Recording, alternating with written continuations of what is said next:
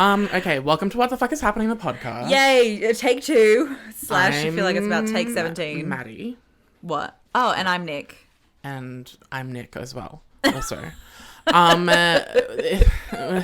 It's been a fucking journey to get to this recording today. It really has. Everything's fine. Everything's whatever. It's happening. It's here. It may not be happening. Who knows? Yeah, the elephant in the room this week is maybe this episode doesn't exist and we'd have to delete the whole thing. Well... And, you know, that happens. Does seem like something that would happen to us, yeah. That's a thing. That's a thing that we'll have to just deal with. Yep. Emotionally. Okay. Today we have a very special episode. We do. Our second annual... What the Fuck is Happening awards. The awards. Yes. We even have a lovely... Oh, did I tell you I added one? No, but we're just going to have to do it. It's fair. I added a movie to the biggest disappointment one like you asked me to, so that's all it was. Oh, okay, yeah. That's fine. Okay, we're going to kind of just jump right in because for context, last year we did the first annual What the Fuck is Happening, the awards. And it was fun, and we did it a bit differently. We each came with our own nominations. Yes. And then argued about it. This time, we did the organising. And we did. We made the nominations list together. Well, I will definitely hand most of the credits to Nicholas. He put way more effort in than I did. And I'm going to accept that. And then and then we are going to argue about whether or not what should win. But we're probably not going to argue. We probably have the same opinions on everything anyway. That's really so true. Yeah, we're going to have to... In which case, we're just going to power through them. Fake drama. And it's going to be fun and fresh. And I don't care if we have to power through them. I don't care if there's no arguing. Because you know like why? The real Oscars. Because why? Our categories and nominations are still iconic. That's so true. Okay, let's go straight into it. Okay, we're going from least important to most important, obviously. Obviously. Starting with the worst adapted screenplay. Yes. And the nominations are... Yeah, do you want to you go? Persuasion. Thor, Love and Thunder, Blonde, and After Ever Happy. God. Such good nominations. I immediately think we rule out After Ever Happy. Yeah, because the source material also sucks. Yeah. The source material is also the worst. So perhaps it's the best adaptation. Yeah, so true. In which case, iconic. Yes. I think we also could probably rule out Blonde for the same reason. Yes, I agree. And also the fact that I think it's going to sweep a different category. Oh, okay. Cool. In my intuition is telling me. my big brain. Okay, so then it comes down to Persuasion and Thor, Love and Thunder. Yeah. Thor, Love and Thunder, the comics it's based on are like super serious and intense and really, really great. Yes. But Persuasion is... Ooh, I know. Then they really fucked it up too. Like I've actually not read Persuasion like in its entirety. Right. I've read bits and pieces of it. Who reads classics? Nerds. Not like I have a whole wall there of unread classics. Yeah. So and they did a number on it. Like they fully and like it would have been okay if they'd made it an actual modern adaptation, but they just put it in olden times with new words, and it was weird. And it's also not the first time it's been done. Like they did it with Emily on Apple TV or Emily. Yeah. Or Dickinson, sorry. Yeah. I agree, and I actually independently also just think it's a bad movie that I never finished. That's so fair. But then again, Thor, Love and Thunder genuinely was extremely disappointing. Yep.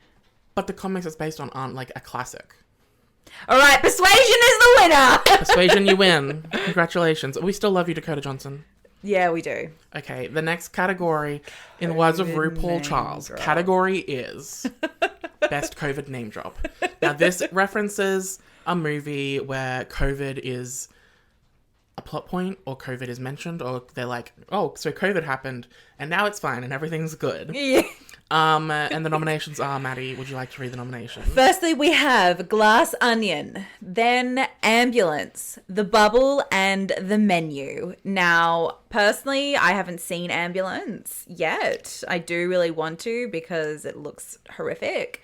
The Bubble, I don't really know. Was it a name drop or was the whole movie about COVID? Well, that's the thing. It's the same with Ambulance. They use COVID as a reason to pull this heist because do they really like on edge and shit. Oh my god. And then Glass Onion, I don't know if it's like integral to the plot, but I do think they focused on it in a way that was well, I heavy. think I agree. I think it actually used it. They added to the story with it. Like if I particularly think about like the scene where they all show up at the dock and they're all wearing the different types of face masks and you immediately can tell like what kind of character they are, what kind of person they are. He used it as a storytelling device. He did. He did. Whereas the one in the menu was so just unhinged. One single sentence. We kept you open during COVID. It was like, what? The literal one complaint about the menu I have is that it took me out of it when they mentioned COVID. It did. It was like, oh, sorry, was this supposed to be in the real world? Yeah. So, in my opinion, the menu is the winner because it was just so unhinged. That's fair. I think that The Bubble... Really? I've not even seen it. I just know that it's got horrific reviews. Oh my god, But I think the concept is there. Yeah, but they didn't pull it off. Exactly. So it doesn't count. True. This is best COVID name Yeah, job. Exactly. I agree. Okay, The Menu. In an otherwise perfect movie, it's so jarringly shocking. It's so weird. Okay, so the winner of best COVID name drop is The Menu. Next category is best sex scene. Ooh. I haven't really... Okay, what have I seen? Actually... I've seen 3 of them. Yeah, I have seen 3 of them. Okay, the nominations are Harry's bum in My Policeman. Oh, it's best spicy scene, I guess. Yeah. Harry's bum in My Policeman. Yep. All of the intense sex scenes in Bones and All. Cannibal Realness. Henry Cavill's tight Victorian era clothing in Enola Holmes 2. Such a good nomination. Zoe Deutsch and Dylan O'Brien's very quick bathroom sex scene. Premature ejaculation and Not Okay. That was so funny. Or Emma Corrin and Jack O'Connell in Lady Chatterley's Lover. The entire movie is about sex in the Victorian era. Very iconic. By the way, I just say any movie that's set in the past in England, Victorian era. I don't know if it's actually accurate. But if it happened before like 1955, Victorian era. Iconic. Well, I haven't seen the other one, but definitely Enola Holmes, you are correct. So. Well, Lady Chatterley's Lover is like an insane amount of nudity for both of them. Love that. Spicy though. Now, when we say best spicy scene, exactly, are we going like the one that was the most like accurate, or the one that was like turned us on the most, or just the most iconic, the hottest? Okay. Or like scandalizing. I mean, definitely the 2 that stand out to me, obviously, are My Policeman and Enola Holmes 2. Harry's bum, can't go past that. Henry Cavill in tight clothing, also can't go past that. You're not wrong. Bones and All just freaked me out on the whole, so I immediately have to disqualify that. That's fair. Maybe... Maybe let's go Harry's bum. Okay. Because at least there's some nudity. Love that. You got to appreciate that. And it is Harry, so... And it is Harry's bum. Harry's bum, you are the winner! Congratulations. Can't wait for Harry Styles' 4th album, Harry's Bum. Follow up to Harry's House. Perfect. Exactly what we need. Next category is biggest disappointment. Would you like to read out the categories? Okay. Yes. They are Thor, Love and Thunder, Don't Worry Darling, The Bubble, all of the actors who agreed to work on Amsterdam, Your Place or Mine, and this is the one that I added a movie to, which was Jurassic World Dominion. Interesting. Yes. But you liked that. Well, that's why I didn't put it. Subjectively do we need to liked it, argue about this? Because I think the winner is all the actors who worked on it. Yeah, it really is. It really, really is. The other ones, like... I feel like I want to just justify Don't Worry Darling. While we liked it, it could have been so good that it's disappointing that it wasn't its full potential? It's actually a really interesting one because going in, I expected nothing, and then I enjoyed it more than I thought I would. So it actually like exceeded expectations, except after I'd seen it, I was like, oh, but this movie could have been so amazing. So it like retrospectively disappointed me. Yeah, and that's kind of what happened to me. As soon as the movie ended, I was like, yeah, it had so much potential that now could have I'm been so much depressed. better. Yeah, exactly. I put the bubble because I thought with such a stacked cast, and such an iconic solid concept, yeah, and then it was a flop. It was so bad. And then Your Place or Mine, I think it really could have brought back the rom-com genre in a way. So true. That was iconic. So true. But instead, it was a flop. It was a flop. So the winner's still all the actors who agreed to work on Amsterdam, including Taylor Swift, who we love. And that one genuinely is like a real world disappointment too, so. Period. Up next is the movie I didn't think I'd like, but then I actually did. Interesting. Okay, well. Maddie was meant to give me one for this. She was thinking of the wrong category. I was thinking of the wrong category, you're right. Okay, the nominations are The Secrets of Dumbledore, Prey, and Titanic 3D re-release. Yeah, The menu's not actually there. That was just the last thing to be on that one. That's fair. These are kind of just, this is a me category. Okay, it really The Secrets is. of Dumbledore Disappointing was still that bad. you liked it. It was still bad. Fair. But it was better than the second and first. Interesting. Okay. Prey. I mean, it's a Predator movie. I thought I'm not really the target audience, but then have you watched Prey? No. You need to watch it on Disney Plus. It's fucking phenomenal. Really? It's really fucking good. Interesting. I did actually have a look at movies for this, and I kind of came to the conclusion where I was like, I just don't think I really was anticipating any films last year, which is why none of them disappointed me, because I wasn't like, that I liked that I didn't think I'd like, because I just didn't see anything that I didn't want to see. Interesting. So, yeah. And then Titanic, I've spent my entire life thinking I hated it. I having never actually watched really it in disliked the movie The Titanic. Having never watched it in full in one go, I'd watched probably the whole thing in bits and pieces. Interesting. But I thought I hated it. And then for my birthday, we went and saw the Titanic 3D re-release 4K edition for the 20th or 25th anniversary. 25th, I think. Oh yeah, 1998. Yeah. For the 25th anniversary, and turns out I loved it. That shit was iconic. It was so good. And I don't admit that I'm wrong often. That's so and true. I was wrong about that. That's a so very I good think film. for the sheer weight of me admitting I'm wrong, I think the Titanic has to win that. That's so fair. And Titanic is also one of my favorite films, so I'm happy for it to win. And also the Titanic's... Wait, let me rethink that. We're the only award show this award season in which the Titanic is nominated. So I think that we hold stature compared to the rest. We have... I'm okay with that. We have power. That's cool with me. Titanic, you're a winner. Also, just shockingly, I would also be happy to vote for Titanic because I didn't think I was going to like it in 3D, but then it was kind of a vibe. Also, can we point out the people are having a meltdown over this poster for the Titanic because it looks like Rose has like a sideways mullet. It looks like her hair's like a shortcut there and then it's long on the other side.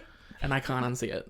I can't unsee it now either, but Okay. Most pretentious film. We have The Fabelmans, The Whale, Blonde, and Bones and All. By the way, this is a very iconic PowerPoint. Are you going to put this online for people to see? I am. It's going to be here the whole time. Now, out of these, admittedly, the only one we've seen is Bones and All. Bones and All, yeah.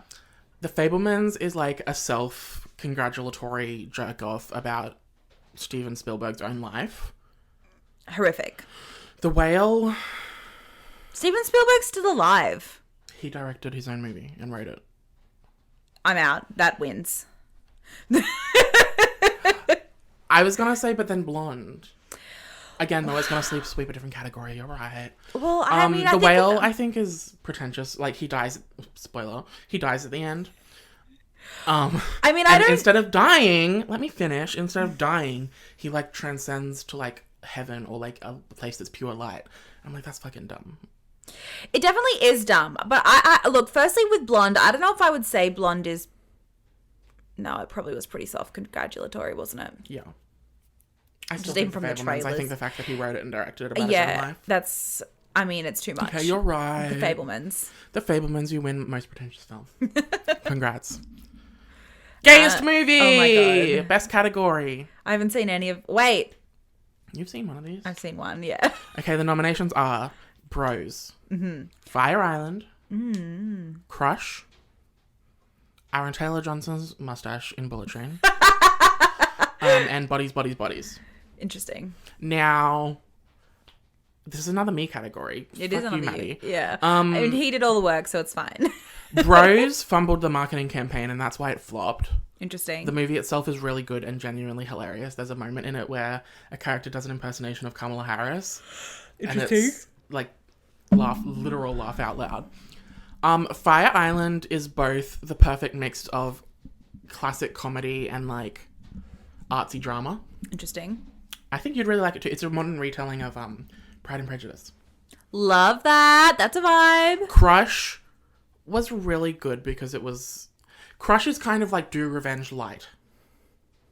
Why would I have a Do Revenge light when I have Do Revenge? That's fair. Aaron Taylor Johnson, you are the man I knew you were. All along. Always and forever #1. And Bodies, Bodies, Bodies, I'm not gonna... is really fucking gay. It's like really sapphic. But I'm not gonna pick it because I think it's a perfect like slasher and it has the most iconic ending of all time. Okay. So I think it has enough going for it without winning gayest movie. Interesting. I think for both content and reception, Fire Island has to win. That's fair. That's really fair. Followed closely by Aaron Taylor Johnson, who is heterosexual and dating an old woman. Married to an old woman. And yet, he has become quite an icon for his role in this film. Period. Do you have any thoughts about Gay's movie? No, I don't. Okay, movie we should have been hired to write. Period. God. The nominations are Don't Worry Darling. Yes. Bones and All. Yes. Your Place or Mine. Yes. And Top Gun Maverick. Yes. Now, you put Top Gun Maverick in there. I did. Explain. Well, because we both agreed when we watched it that the movie would have been so much better if they'd removed the romance plot and focused on the relationship between Tom Cruise and the other one. The, like, surrogate father relationship. Exactly. Yeah. And I maintain that. And and the movie was really, really good outside of that one specific thing. So if we'd done it, we would have made it like top notch. Top Gun. Exactly. Top so notch. true. So true. I would agree with that. I popped down Bones and All because I think we could have done it less pretentious and made it a bit more easy to swallow. And unironically, that wasn't on purpose. You know what I mean. I do. Don't Worry, Darling, I think we could have tidied it up. I mean, definitely yes, but also you read so much of the original script and it was way better. So I would say that was not a writing issue, that was an editing issue. So you're not incorrect. And then Your Place or Mine, I would have we just cut Ashton Kutcher's character and just made it Reese Witherspoon and Jesse Williams. There are so many different ways that you could go with that concept, and the one way that they went was the bad one way. Single wrong way, the incorrect way. I'm going to agree with you on Top Gun Maverick because I think I would have loved it. I liked it. I would have loved it if it was they cut the romantic Jennifer Connelly story that doesn't exist for any reason. Yeah. And gave some depth Literally to no the reason. Adopted father-dad relationship. Yeah, kind of I totally agree. Oh god, it still infuriates me. Okay, cool. I'm glad we're decided. Top Gun Maverick, congratulations! Woo! Oh no. Category is movie you could watch every day. Ooh. Maddie didn't contribute to this. No, I didn't. I should have. So unless you have a last minute nomination, these are the choices. No, we can go with this. Okay, it's The Menu, Catherine Called Birdie, Everything Everywhere All at Once, and Bones and All. I don't remember putting Bones and All there. I was gonna say I don't. I'm really shocked that you put that there. That's an accounting error. That's not me. You haven't seen Catherine Called Birdie. No, I haven't. I think you are gonna love it when you see it. Interesting. I think it's a very easy watch. Fair. But it's also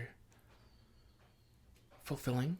Interesting. So it's a good everyday watch. Interesting. The only reason I would not vote for my favourite movie of last year, which is Everything Everywhere All at Once, is because it's so emotional. Yeah, and so intense. I totally agree. That's why I was thinking I was going to vote for The Menu. And I think The Menu is also quite short. It is. It's a pretty easy watch. It's a pretty easy watch. But still iconic. Okay. Movie you could watch every day. Congratulations. The Menu! Movie you never watch again. Iconic. Okay, now this is a very competitive category. This is a competitive category. The nominations are... Number 1, Black Adam. Number 2, The Princess. Number 3, you guessed it, After Ever Happy. Now, I have a bit of an outlook on this. And that is that I can see myself watching Black Adam in the future if I was doing a full DC Universe rewatch. Which is also pretty unlikely. Yeah, I was going to say, but when would you ever? If I did, it would have to be in there. I mean, look. See, the issue with both of these films... Okay, no. I think I would watch Black Adam again just to, like, relive my shock and trauma. You know, the tomfoolery. Yeah, exactly. I didn't watch The Princess. After Ever Happy. Cringe. Yeah, it's never gonna happen. Ever Happy never gonna happen. Yeah, exactly. I just really don't see any reason why I would what. I don't see any reason why I would watch it again. Mm-hmm. Like, not even when we go and see the final one in the series. What's the second movie called? Oh, fuck if I know. After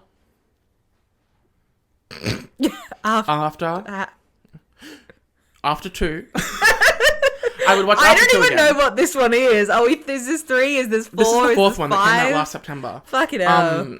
I don't remember the third one. The only thing I remember about it is that it had a time jump and then they were in New York. Yeah, and then it turned out that he was the narrator of the whole series.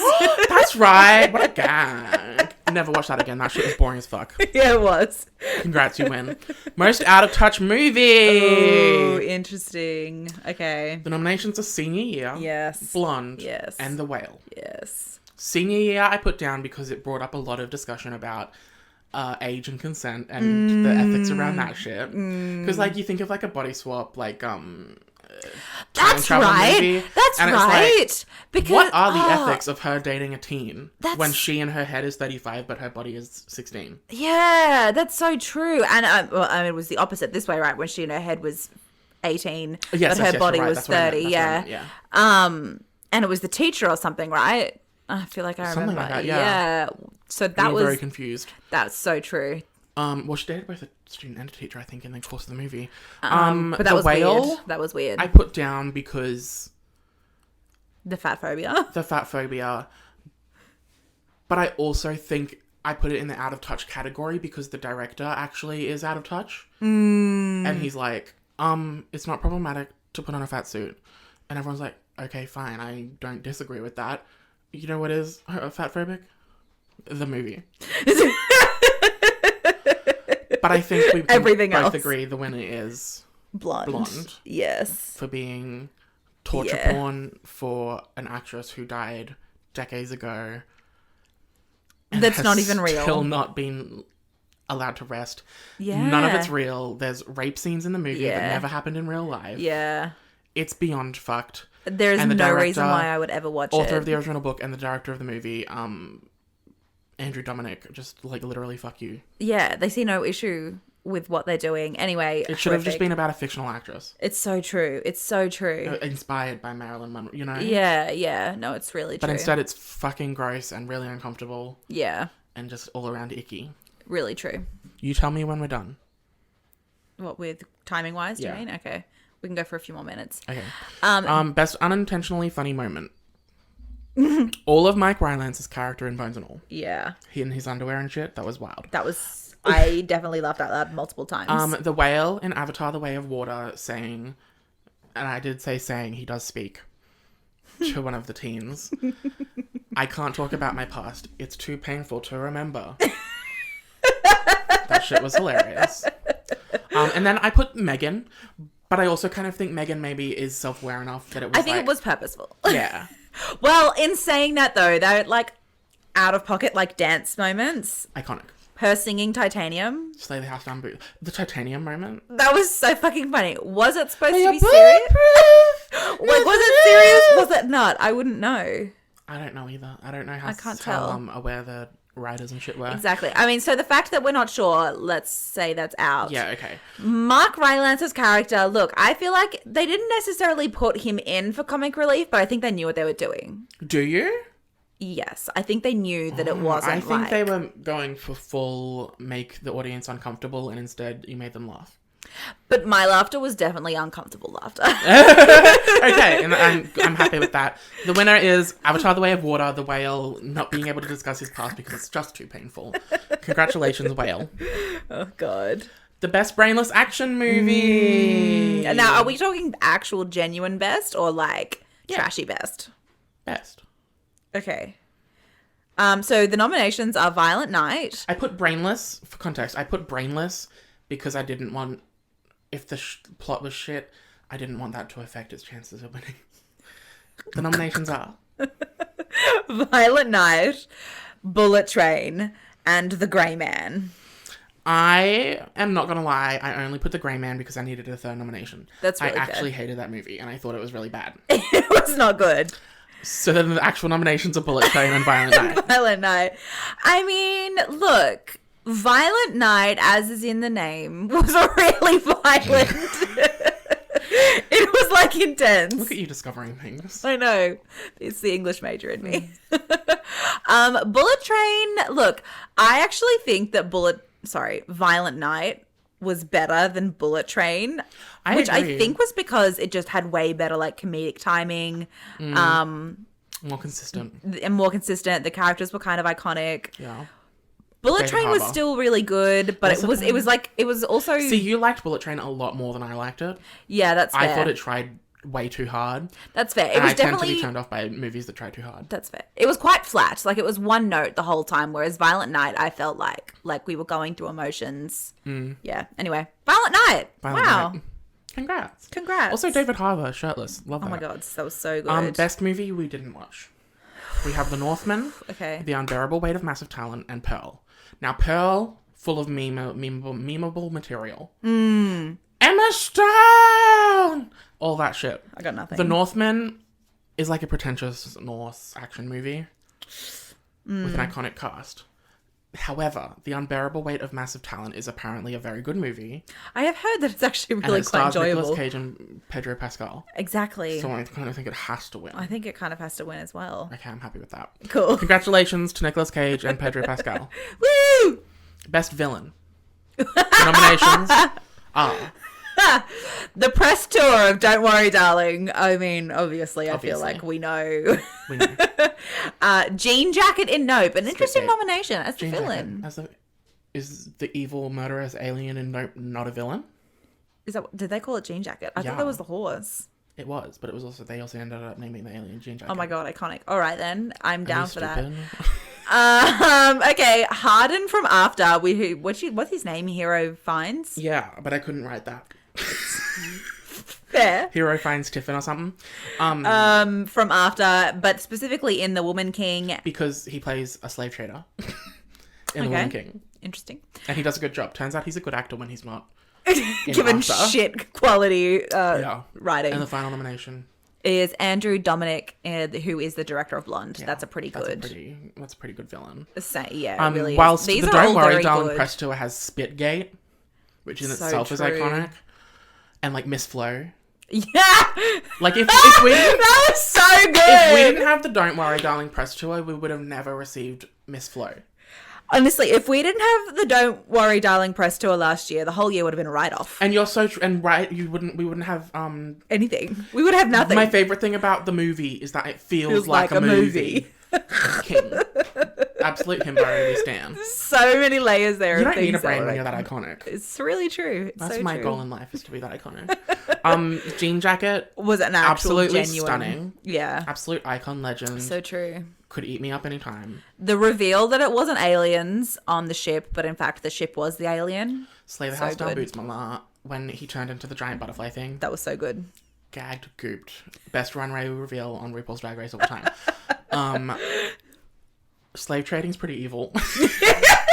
No further explanation needed. So there's that. And then Anna Dominic, just director of fuck Blonde. you on so many levels. Yeah. Based on how we reacted to each of them, I think Don't Worry Darling Press Tour does win Best Villain. I think it does too. Of 2022. It just kept giving and giving. It was like 2022 was the year of Don't Worry Darling. Yeah. So I think it has to. I agree. Okay. Congratulations to the Don't Worry Darling Press Tour for winning Best Villain! Woo! Up next, we have Best Superhero Movie. How many categories are there left? I don't think there's too many. Okay. Well, we can either rush through them or we can like cut here and we can film the second half when I'm in Sydney. Because we're going to record the award stuff anyway. Okay, let's do that. Okay, we are going to do this one. Take a quick break. We're going to do this one and then we're going to leave you hanging. For a part 2. For approximately 5 seconds. But for us is like 3 days.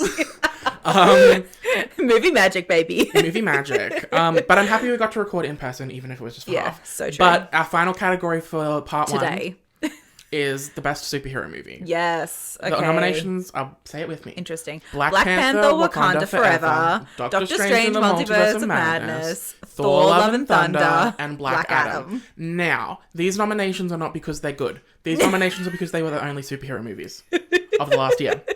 Is that it? Really? Fuck, it felt like they just kept coming. It did. We already know the winner is Black Panther Wakanda Forever. Really In fact, when we were doing the spreadsheet, I actually put that as the winner without discussing Maddie. Preemptive. Again, the rest of it's just there because they happened last year. They were there. They existed. Unfortunately. We were given them. We were forced to watch them even though we didn't want to. Okay, that is cute. It for today. Love it. We stopped that. Oh no, my thing wasn't recording. Oh yes, it was. The way I just shit my pants. The house down boots, mama. Okay. See you in 2 seconds. Yes. Yay. Bye. Bye. No. Okay. Welcome back to What the Fuck Is Happening, the podcast. It's been 2 seconds for you, and it's been 3 days for us. It has been a hot minute. In fact, Maddie's in a different state. I am a whole different state, and I'm a in my state of pajamas. grace. Hashtag Taylor Swift. Am I right, ladies? I honestly thought you were going to say like a state of chaos or something, and that would have been way more. That too. Yeah. We are back. Yes. The Oscars have now happened, so we now have the added bias of knowing all of the Oscar winners and losers when finishing off our awards show. That's so true. I mean, and we'll do like a little bit at the end where we're going to discuss the actual awards and go through the actual awards. Our awards they can be our What the Fuck of the Weeks is the real yeah. How about that? Okay. Elephant in the room for the second half of the episode is that my dog is here. Bless her. She's so cute. She's so sweet. She's a little black fluff. She's like, stop talking to me. So she might have a meltdown and want to leave my room. And if she does, I will have to get up. That's just a pre-warning. Look, so fair. The amount of times that Nigel and Jack have interrupted our recordings, like, it's cool. It's worth it for the cuteness. Yeah, so true. Let's see if I can get this PowerPoint up and still have everything recording. How about that? Okay. Whoa!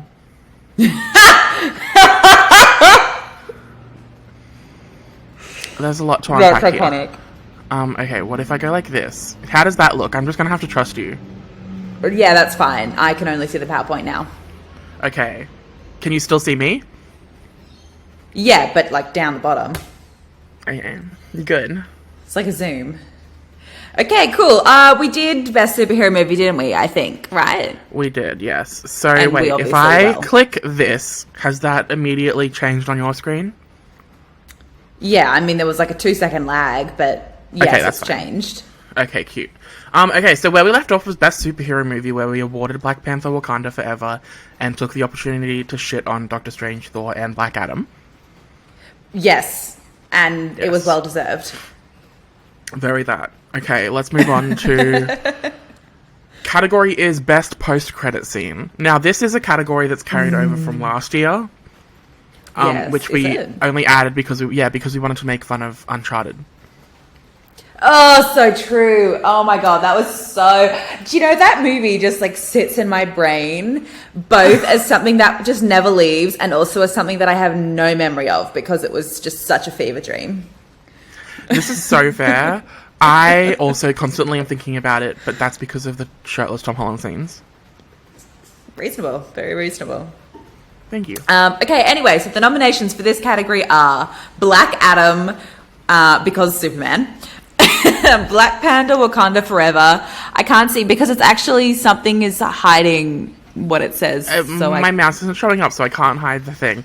But it's because it's an actually like serious emotional post-credit scene. I mean, it was. And then Ticket to Paradise, which is an iconic nomination, because we want to bring back bloopers. Say that fast 5 times, Jesus. Wow, Bethany.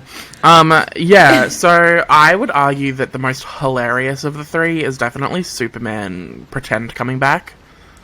Dude, I feel like because we took that long break, we haven't had the chance to like really dive into the Superman of it all, like the DC of it all yet, and I'm desperate for it because it's so fucked up. That's so true. Maybe we should do a deep dive episode into DC stuff because shit's a shit show. Oh my God, truly. And we have so many opinions on it. I swear to God, constantly for the last 2 months we've been texting. Oh my God, DC did this now? Literally. Imagine Warner Brothers making endless stupid decisions. Can't relate. Do you care about spoilers for Shazam 2?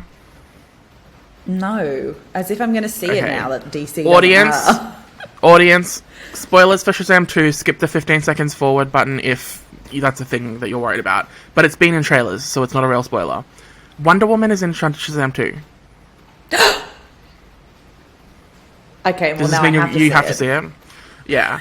I think that's what Warner Brothers was hoping for by spoiling her cameo. Whack! Like, how long is she in it for? I think she's in it for like the last 15 minutes. Oh my God, okay. Fine, I'll go see it. Wait, when does it come out? It hasn't come out yet, has it? I think like this week. Oh, okay, cool. I could be wrong. The movie I'm most excited for is Dungeons and Dragons. That looks iconic. That does look iconic. It also has like a perfect 100% Rotten Tomatoes score. For now. For now. But that's like so iconic to me because it's like I'm excited for an adventure fantasy, like actual fun movie.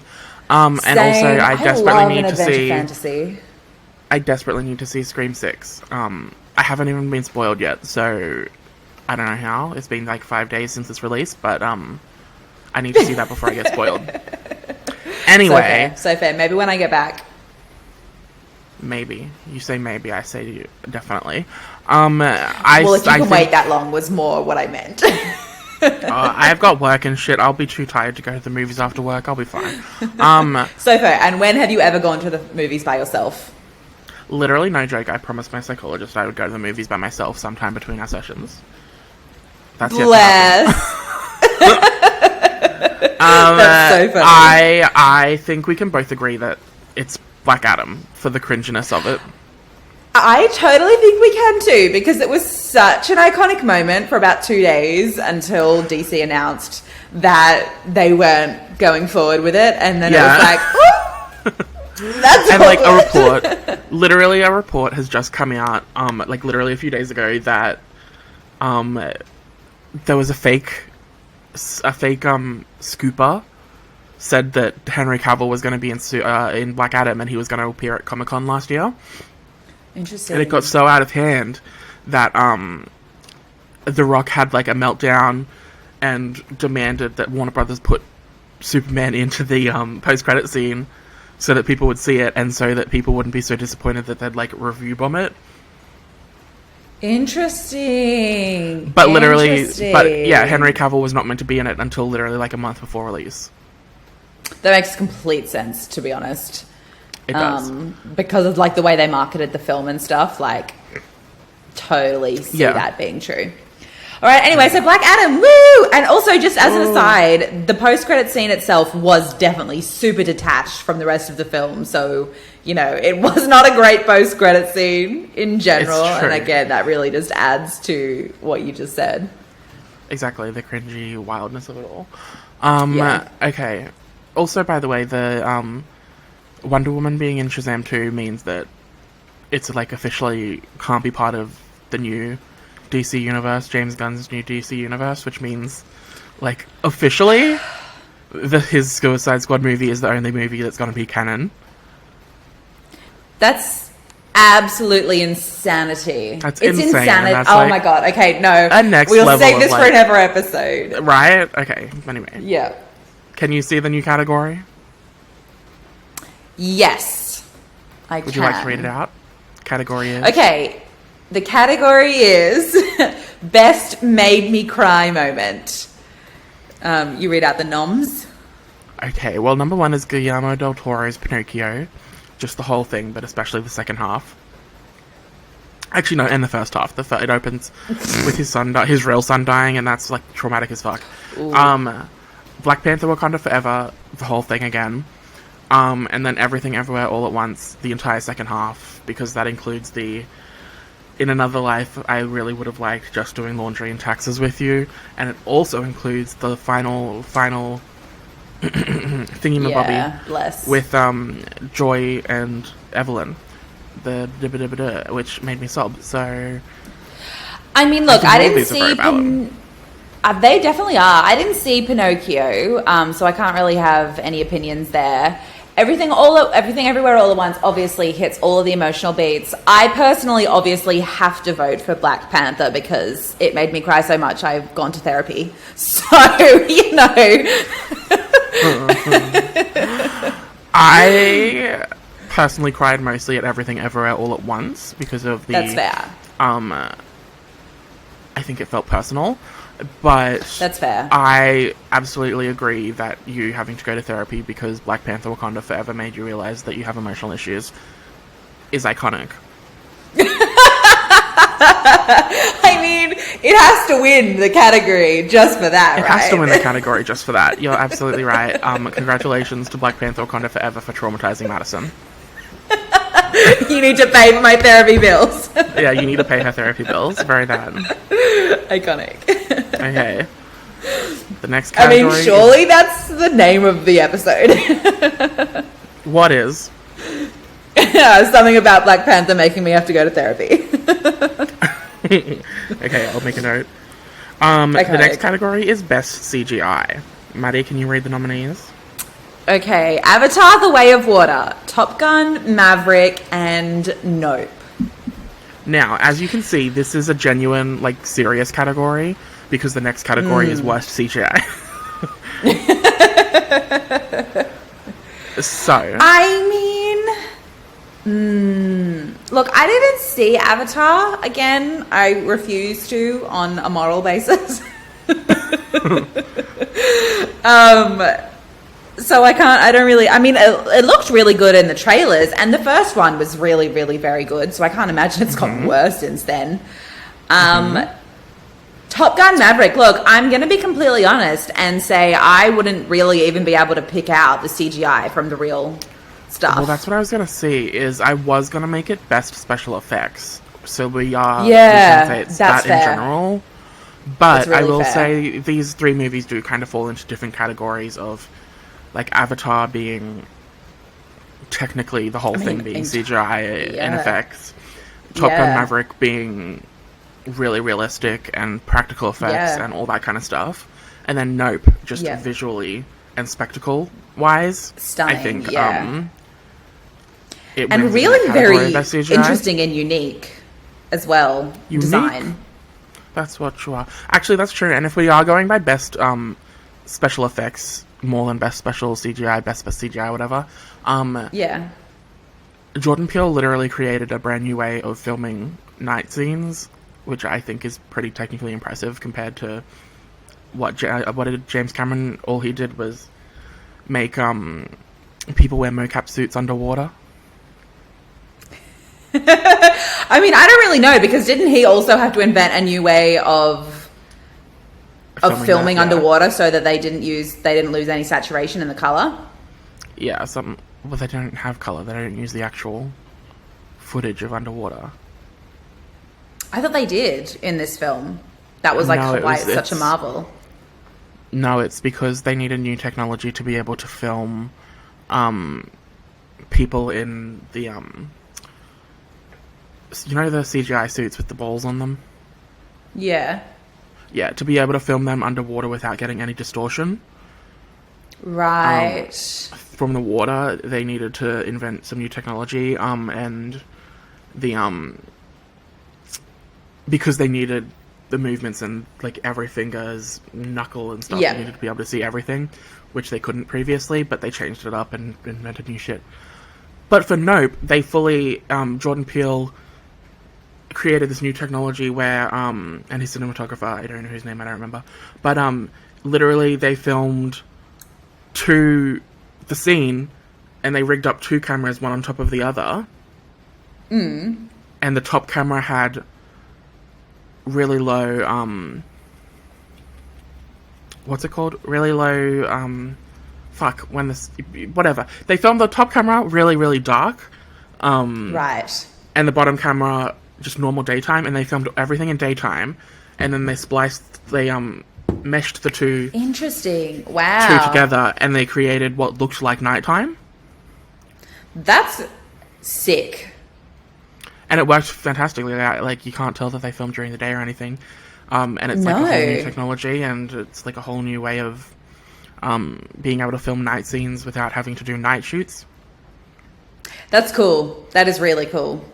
That's a vibe. Yeah, I agree. And I think just on a moral standpoint, we need to give Nope the award. I'm cool with that. Because it's really the only movie that we actually 100% enjoyed. That's really fair. That's fair. I'm down. I go Nope. And like, I'm with it. Saying best CGI, well, who cares? It's our category. We can do whatever the fuck we want. This is why people don't trust the Oscars. But we're honest about it. We don't pretend. That's so true. That's so true. We straight up have said we don't care about anyone else. We liked Nope, and that's what wins. Thank you. Now, for the most absolutely disgusting slide I've ever created on PowerPoint.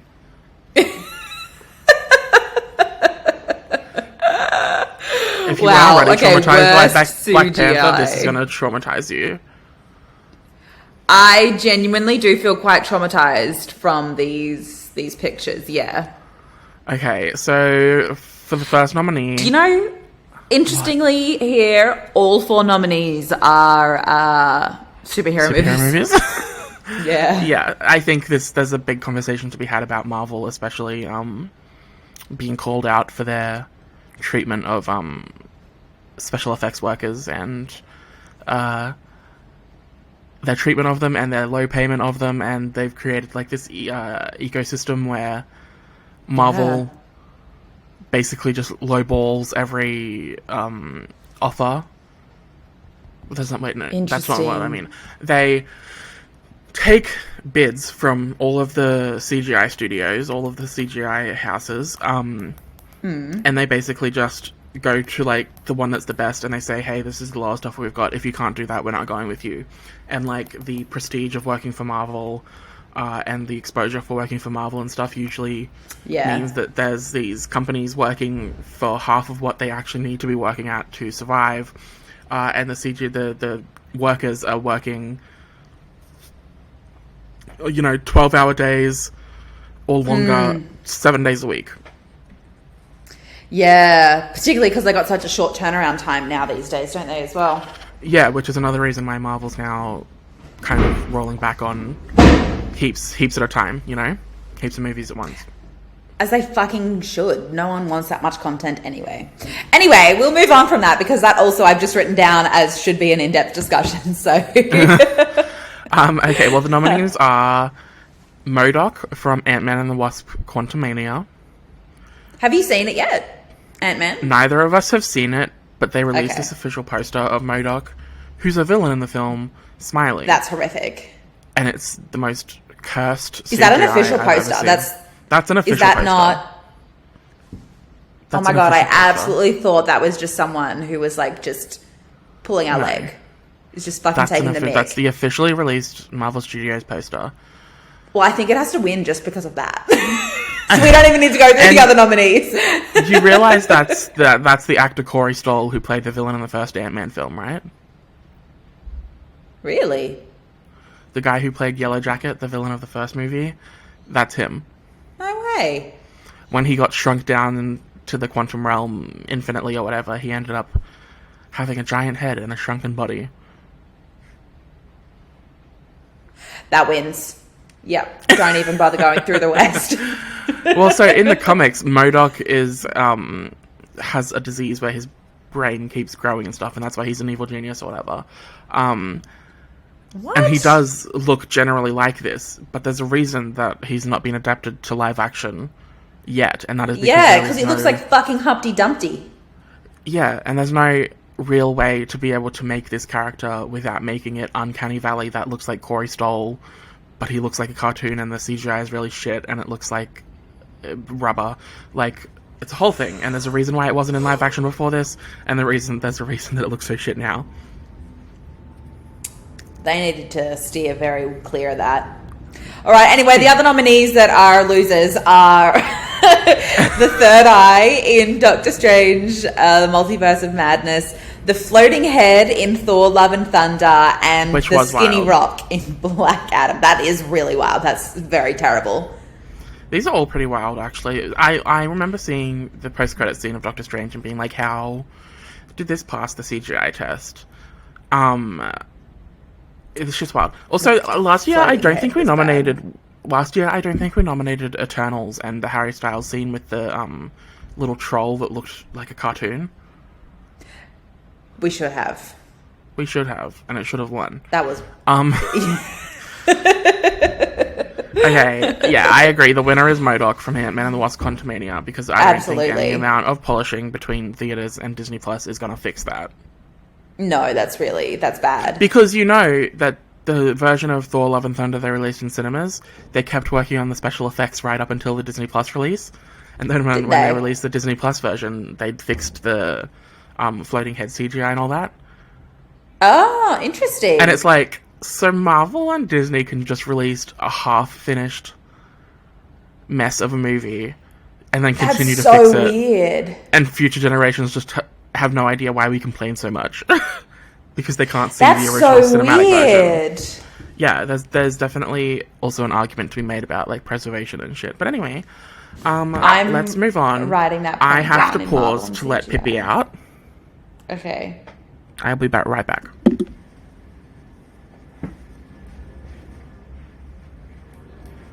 But she says bye-bye in the meantime. Oh, she's so cute. Bye, baby.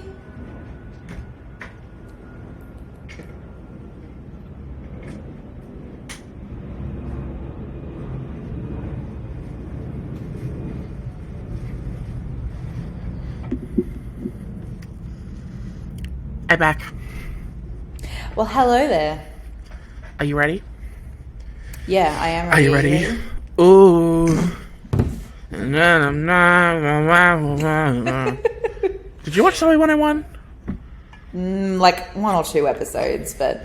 Wow, fake fan alert. Okay. We didn't have this cable category or anything, is... So. Wow. Category is best chemistry / sexual tension. Now, this can be both, obviously, sexual. It can be romantic. It can be... platonic, it can be familial. It's just the best chemistry, like the most believable relationships on screen. Okay? Yeah. Read the nominations, babe. Okay. First one is Catherine called Birdie, everybody. The second one is Do Revenge, Camila Mendes and Maya Hawke. The third one is The Lost City, Sandra Bullock and Channing Tatum. The fourth one, an interesting nomination, is Your Place or Mine, Reese Witherspoon and Jesse Williams. Notably, Jesse Williams is not the main male protagonist. And then finally, Jurassic World Dominion, between Nick and the cinema's exit sign. Also an iconic nomination. When I tell you, I nearly left through that movie and just ditched you, left you at South Bank Cinemas. Oh, I was so close. Yeah, that was a film. That was a film. You say that as if you don't love it. I don't know if I... Look. Don't try and defend yourself now. Fool. I don't need to... I don't, like, actually love it. I ironically love it, you know? Which is more love than you give it. No, some things are so bad that even ironically loving it still makes you a fool of a took, okay? That's fair. I will accept that. Now, the only one of these you haven't seen is Catherine Called Birdie. And I think when I tell you the cast of this film, you'll understand. Okay. So, Catherine Called Birdie. The main character is obviously Bella Ramsey from The Last of Us and Game of Thrones, right? I was gonna say, is that Bella Ramsey? It is. And do you want to know who played her parents? Who? Andrew Scott, the hot priest from Fleabag. Ooh. It's Andrew Scott, isn't it? Ooh. Yeah, it is. I think so. And Billie Piper Rose from Doctor Who. Wow. Who's like one of the best actresses of our generation, by the way. All her new stuff that she's done in the last 10 years is ridiculous. And then like her brother is literally Tommen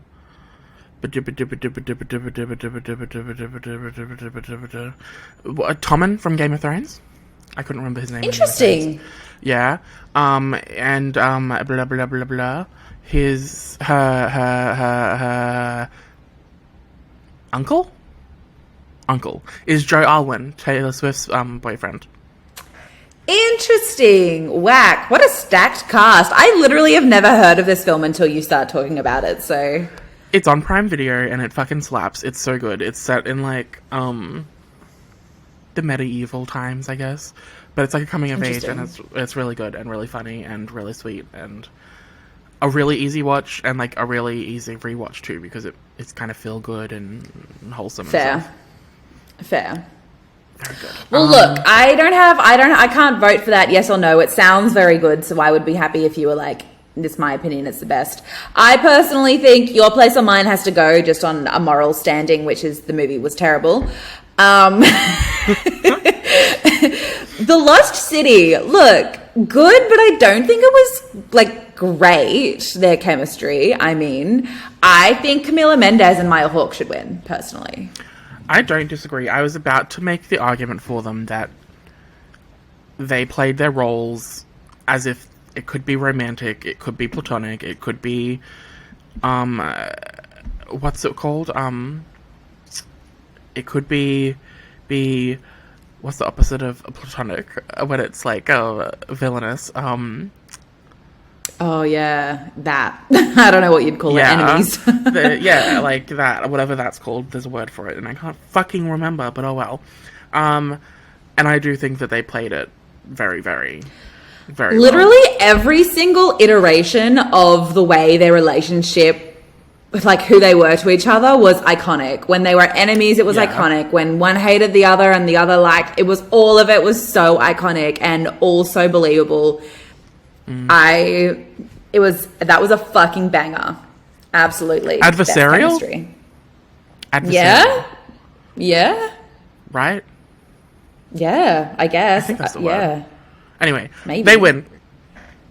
Cool. Next. For context, I can't see myself right now, so I'm just assuming that everything I do, I'm in frame. Can you really not see yourself? I can see myself. Yeah, but I have to have... I guess, right. Yeah, of course. Yeah, no, you're in frame. Yeah, it's fine. Okay, good. Everyone needs to see my beautiful face as this happens. Okay. Now, I have a caveat with this one, but... Best bad movie, as in, watchable, but horrific. Fair. Oh, so first one is senior year. Do you want me to do your little notes? Yes. Okay, senior year, because it was a compelling mess. The second nomination is Your Place or Mine, worth it for the middle. Iconic. Mm-hmm. And the third one is Doctor Strange in the Multiverse of Madness, which is because Wanda, and at least it's fast-paced.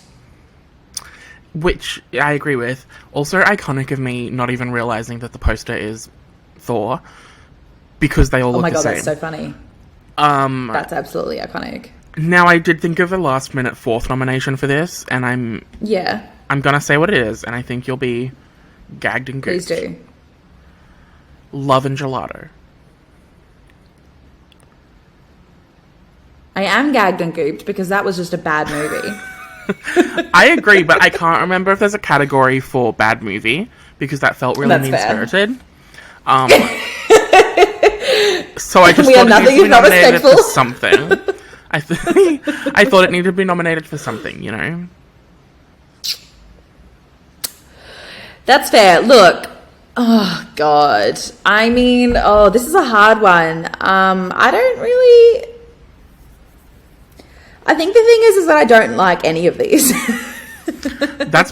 I agree. I think I wouldn't rewatch Senior Year or Your Place or Mine, but I would probably rewatch Doctor Strange too. That's really true. I probably would also rewatch it, but I have an actual genuine dislike of that film because of the fact that they fucked it and fumbled the bag so badly. I agree, but at least it was. Whereas the other two, it's like, yeah, I guess. All right, fine. Doctor Strange can win. I don't like it. We got the incredible scene of Wanda's children singing about ice cream to her. So. I don't remember that. You're a loose cannon. Okay, no, I lied. We have worst bad movie. This is a 5-film category, with the 5th film being Love and Gelato. Worst category is worst bad movie, and the nominees are Black Adam, because it was a snooze fest. Period. Jurassic World Dominion, what the fuck? Snap. After Ever Happy, boring and maybe problematic, LOL, because Nick had that in there. And then Blonde, self-explanatory, and then yes, Love and Gelato, which also, if you've seen it, self-explanatory. So self-explanatory. Okay.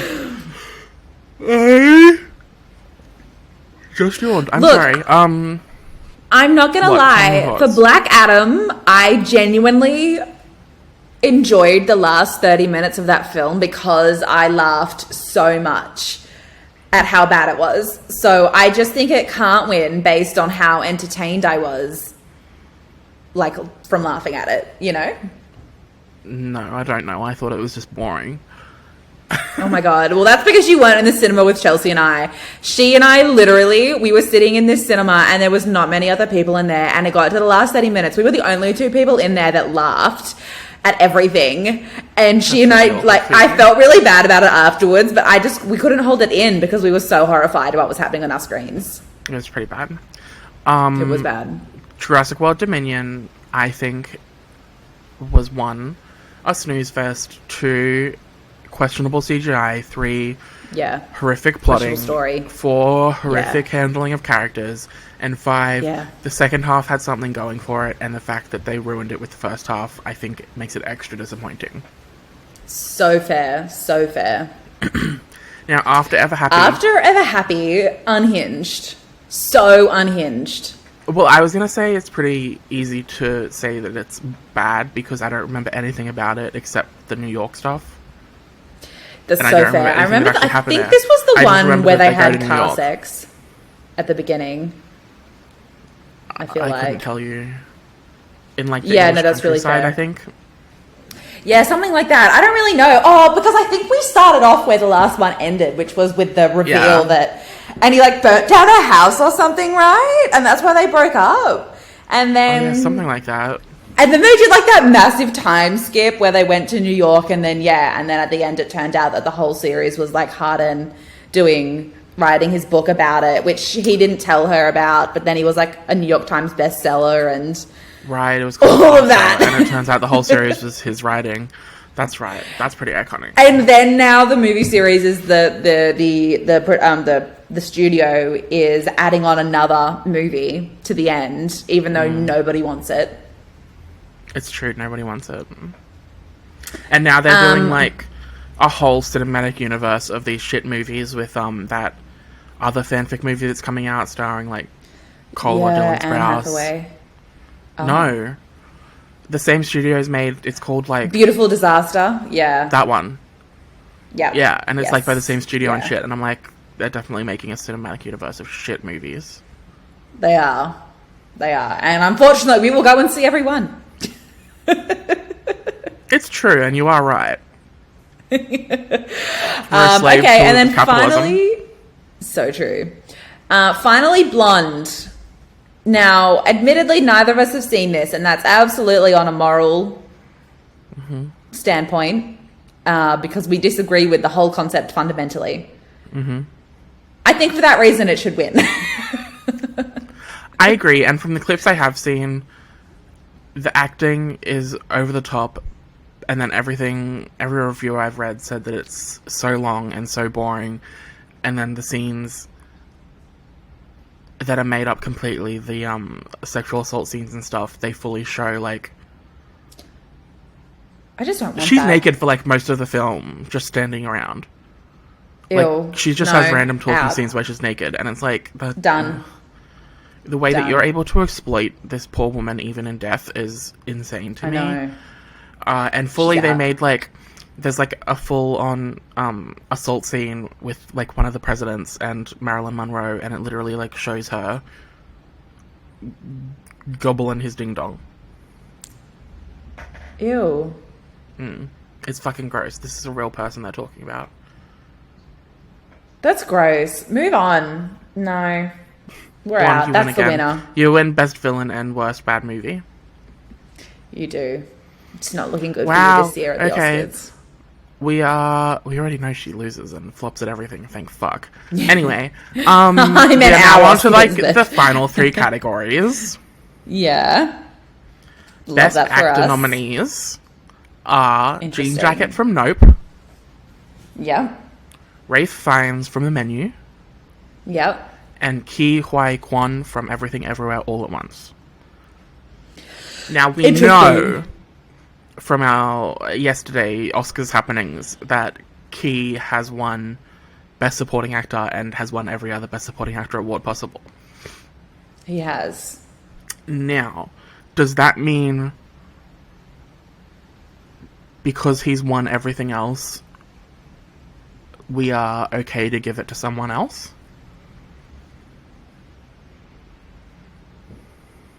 Well, who would you want to give it to instead? I kind of think that Ralph Fiennes was completely snubbed from the Oscars. From the awards season in general. I would honestly agree with that. He did a phenomenal job. Like, an insane job in The Menu, and he was just completely snubbed for the entire season. I'm happy to give it to Ralph Fiennes, honestly. He did a fucking fantastic job. I am too, but like if we were doing this for realsies, without knowing the best Oscar winner and stuff, it would probably go to Ke for Everything Everywhere All at Once, because that taxes and laundry scene is fucking heartbreaking. I mean, do you think though? I would still be pretty comfortable giving it. I don't know. Like, no, yes, I would obviously. Give it to Ke. Oh, okay, fine. But knowing that he's won every award possible, I feel comfortable giving Ralph Fiennes his due for The Menu, which he was snubbed for. You know? Okay, whatever. And also Jean Jacket for like absolutely turning her pussy popping out. Off. You know? So true. Absolute icon legend. Congratulations, Ralph Fiennes. Congratulations. Woo! Okay. As you can tell, I obviously have a lot more love for the Best Actress nominees because there's fully 6 of them. It hasn't changed. Okay, yes. Oh my god, yes. The category is Best Actress. That's iconic. And the nominees are... Oh, me. Michelle Yeoh for Everything Everywhere All at Once. Miss Flo for all of her 2022 movies. Absolutely. She had a few. She did. Stephanie Hsu is how you pronounce the last name. Stephanie Hsu. Okay, I was going to say cool. Okay, Stephanie Hsu for Everything Everywhere All at Once as well. Very iconic that we have 2 in the same category. The love of my life, Sophie Turner for Do Revenge. Anya Taylor-Joy for The Menu. Mm-hmm. What were you going to say? I was just going to say that I don't do cocaine scene is permanently burned into my brain. That's so true. And then Megan from Megan. Titanium. If that's not Best Actress winner worthy, I don't know what is, you know? Literally, honest to God, I actually feel like she should win. Megan should win because it was an unhinged and yet captivating and so believable performance. Like, it was truly batshit. That movie is fucking wild. It was. If it was like, it's really true. If it was like 10% more, like she actually killed 10% more people or something, I think it would have been a perfect film. But instead, I do think it kind of held itself back the tiniest bit. It did, particularly in the first half. It should have been more unhinged right from the beginning in terms of killing people. Now, I personally, again, think that now that we know retroactively that Michelle Yeoh wins Best Actress at the Oscars, that it's okay for us to give it to somewhere else because she already has the highest award possible. Second highest award possible, the highest award possible. And let's be completely honest, Stephanie Hsu was fucking robbed yesterday.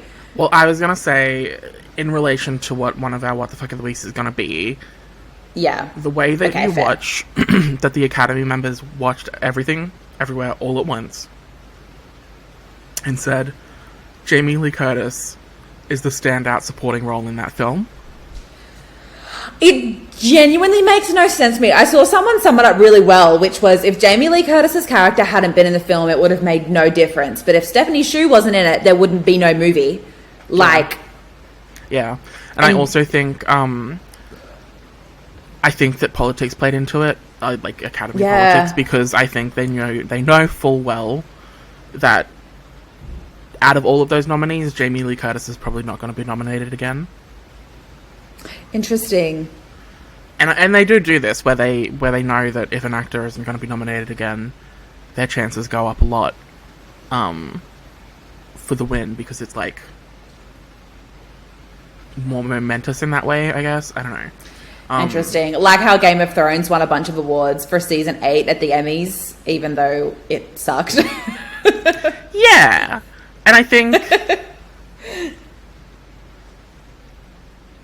honestly, I kind of think Best Actor also this year went more to the person who in life deserved the award more, not so much for that role, with Brendan Fraser. I mean, honestly, I don't remember what the other nominees were, so we can talk about that in a second. Yeah, okay. I think Stephanie Hsu should win, because I think she was insane in Everything and Everywhere All at Once. She really was. The way that she played. She did phenomenal. Like 1,000 characters with Joe Butabaki, and then so the way that Joy is played at the end when her and her mum are talking is heartbreaking, and it's really, really true. Insane. It's very true. I'll cry if she doesn't win. That's understandable. Okay, cool. She wins. Congratulations, Stephanie Hsu, your Best Actress. Slay the house down. We love you. Okay, Best Picture. This is our final category. Wait. I think, unless I added another category that I completely forgot about, this is the final category. Absolutely iconic. Okay, all right. Well then, I'm gonna let you read out the nominees for Best Picture. Okay. Everything, Everywhere, All at Once, because it's everything. Such a good way to sum it up. The Menu, because it's gaggy. Period. Titanic, because it's extra. Absolutely love that movie from 1998 is being nominated this year. The only award show, I will say, where the Titanic is nominated. So true. And we were correct. Do Revenge, because it's so iconic. Glass Onion, because it's artful camp mystery. And then Nope, because it's subversive and cunt. Maddie with the swearing. That stands for charisma, uniqueness, nerve, and talent. Oh my god. Yeah, exactly. Both of those things. Oh my god, so many good nominations, and also different. So many good choices. So many good choices. And different. You're right. We've got a good mix of. It's a real mix. I don't know what should genres. win. I don't really either. I think it would be hilarious for us to give the award to Titanic. I literally was just being like, maybe we should get rid of Titanic because it's not from this year. Well, no, that's why I think it would be hilarious. Which is, I mean, it would be get rid of hilarious. But it needed the nomination because the 3D re-release. So true. Come on. So true. Titanic is out. Devastating. I think Glass Onion is out because whilst I could argue for it to be Best Picture, Maddie didn't like it as much as the first one. Yeah, I think that's really true. I also think the menu has to be out because even though it was a fucking fantastic film, I don't think it's as strong as a couple of the others there that are left. Like Nope or Everything Everywhere All at Once. I mean, I guess if that's what you think about it, we'll get rid of it. God. I mean, I love it, but like, I think the others maybe were better. Wow. Look, Do Revenge. I feel so strongly about that film because I loved it so much, but honestly, I actually have no reason to cut it from the potential winner, aside from just I feel like the other two probably are the final ones that need to battle it out, you know? I think what you're feeling is that Nope and Everything Everywhere have more to say.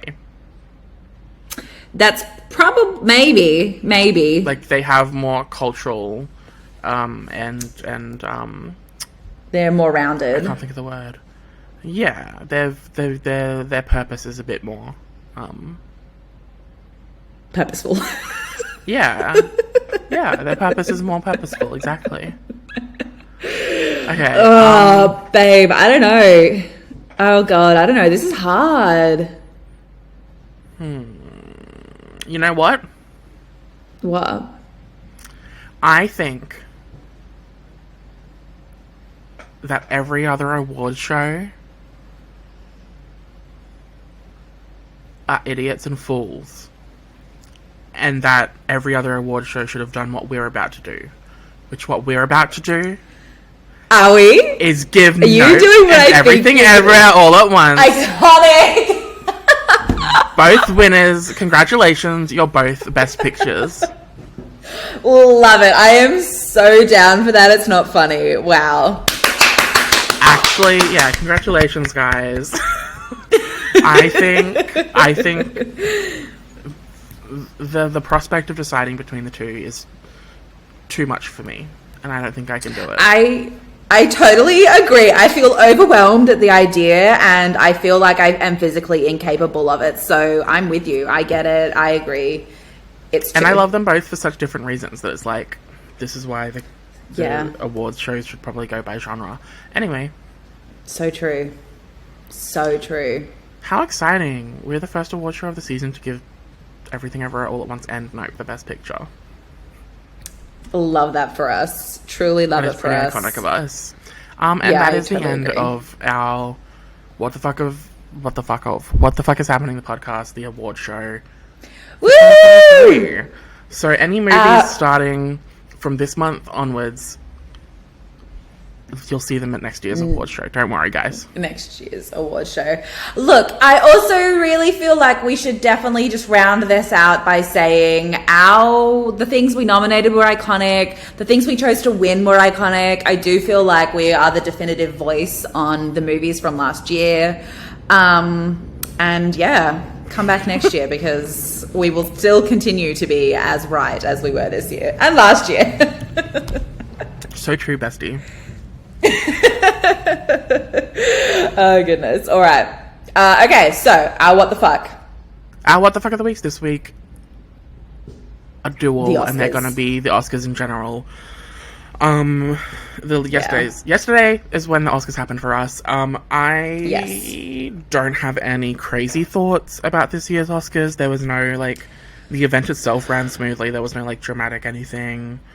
No wrong picture announcement, nothing like that.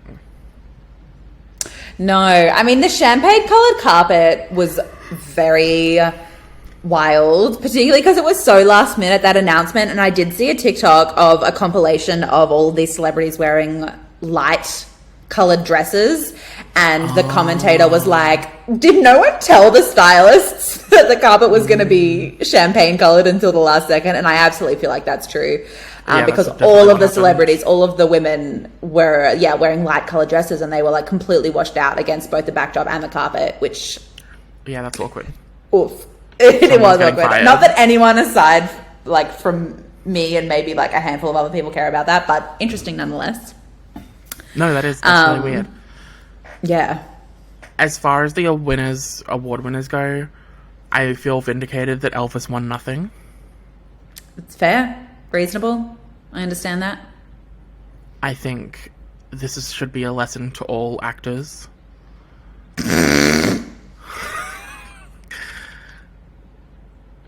That method acting so funny.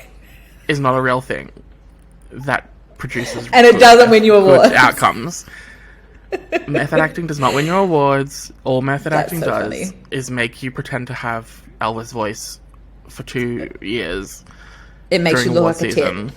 And it makes you look like an idiot. And frankly, makes you lose all the awards. That's the only reason you lost the Oscars. The only reason. It's not because there were better films this year. Or better performances. It's because... Period. You made some... Also, apparently, Tom Hanks' performance in that movie is like a career worst. I did hear that, actually, which is so funny. Well, like, funny in like a ooh kind of way, you know? Yeah. No, I agree. Yeah. What else? Who else didn't win? The Fabelmans didn't win anything, which is also a lesson on being pretentious. Honestly, basically no one won anything except for Everything Everywhere All at Once. Like, let's be completely honest. All Quiet on the Western Front won like 4 awards. 4 awards. No, it didn't. I think it only won 1. All Quiet on the Western Front won like 4 awards to Everything Everywhere 7. Interesting. I swear I've only seen it win 1, but that could be because I'm only looking at the ones that were announced yesterday. I think it's because you're dumb bum. Anyway, I think an Everything Everywhere sweep is earned.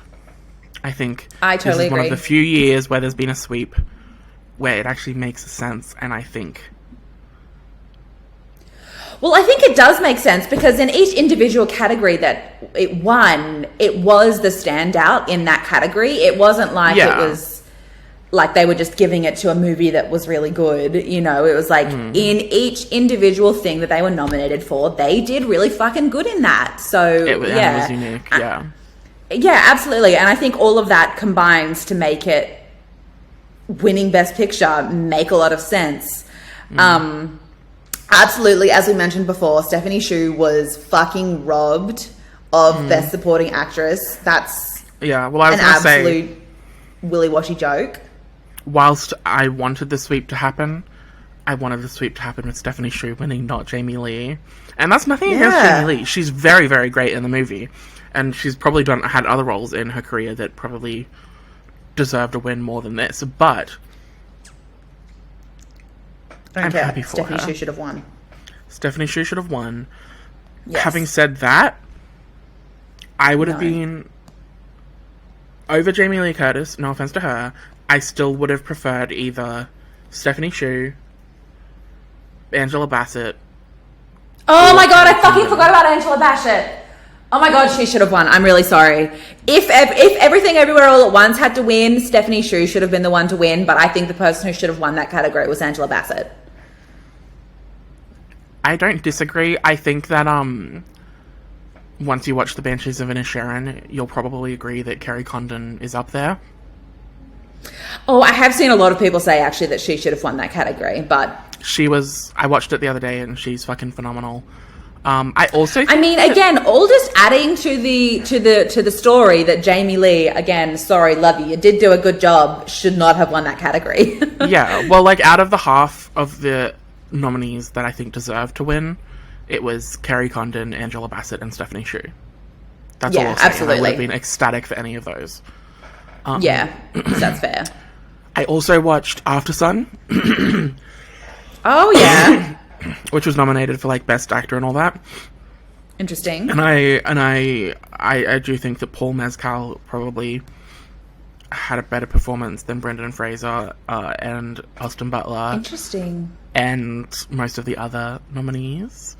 But again, I understand the Brendan Fraser win, you know? Yeah, yes. And yeah. frankly, if the choice was between Brendan Fraser and Austin Butler winning, I'm glad it was Brendan Fraser. But if I had it my way, it probably would have been Paul Mescal. Anyway. That's fair. That's understandable. And I gotta say, just to be, like, completely transparent, I typically have issues with awards shows handing out a sweep. Like, doing a sweep. If an award show gives one thing all of the awards, I usually hate it. That's but that's usually because it's not the movie I want it to be. Well, it's because usually it's a bad movie. It's like a pretentious And this year, movie. it's the movie I was rooting for was the sweep, and I'm happy that it's a sweep. Fair, very reasonable, very but fair. I want to point out that I am aware that that's hypocritical of me, because I complained on the podcast about, like, when the Grammys give the same person all the awards, and it's, like, boring as fuck. Yeah. Like, well, that's because they just never have any nuance. Whereas this one, I don't know. Anyway. Cool. Good one. Love that for us. Let's wrap this sucker up. Yeah, I don't really have anything else to say on the Oscars, TBH. Me either. It was very, I'm not going to use the word boring, but, I don't think it was boring. It was just very chill. Yeah, that's fair. Which I think they need after the last few years of Oscars. Very, very reasonable. Very reasonable. I will say, though, the choice of having Jimmy Kimmel host, boo, hate it, don't like it, fucking do better. Yeah, Jimmy Fallon or no Jimmy at all? Interesting. I don't like Jimmy Fallon either, necessarily. Absolutely makes me want to suffocate myself. But I don't necessarily like him. Like, I wouldn't watch either of those talk shows, but, like, as people, absolutely Jimmy Fallon, I like him way more. Interesting. So. See, I think they have equal negative attributes, and that is Jimmy Fallon's fake laugh and Jimmy Kimmel's like zero facial expressions. He's got like no depth to him. I think they kind of are pretty on par for me as far as Jimmy hating goes. Interesting. Very interesting. I definitely disagree, but whatever. That's stupid. I think that's it. Okay. Right? Wrap it up. Yeah. Okay. Well, that was a very fun, cute, fresh awards show for us. Loved it. Definitely. We did great. Love our nominations. Love our winners. As always, we are the moment. We recorded half and then did the other half 3 days later after the Oscars. Absolutely. Everyone should be aware that that's entirely Nick's fault. He was late. Tech's fault. That's Tech's fault. No, because if you came when you were going to come, we would have had time. No. Absolutely. Obviously. But if we didn't have to fuck around trying to get our computers to work for 30 minutes, we also would have gotten it done. We probably could have squeezed it in. In saying that, we have recorded for an hour. Yeah, because we didn't have a time limit. That's fair. We were much more chill today. All right, anyway, bye. If you want to follow the pod, you can at WTF podcast everywhere. TikTok, Instagram, all of them. All the links are down below. Maddie's links are still not down below because she hasn't given me her new handles for anything. Oh, sorry. So just don't follow her. Fuck her. And we will be back next week with a topic that is yet to be decided. Yay! Woo! Okay. Cute. Bye. Okay. Bye.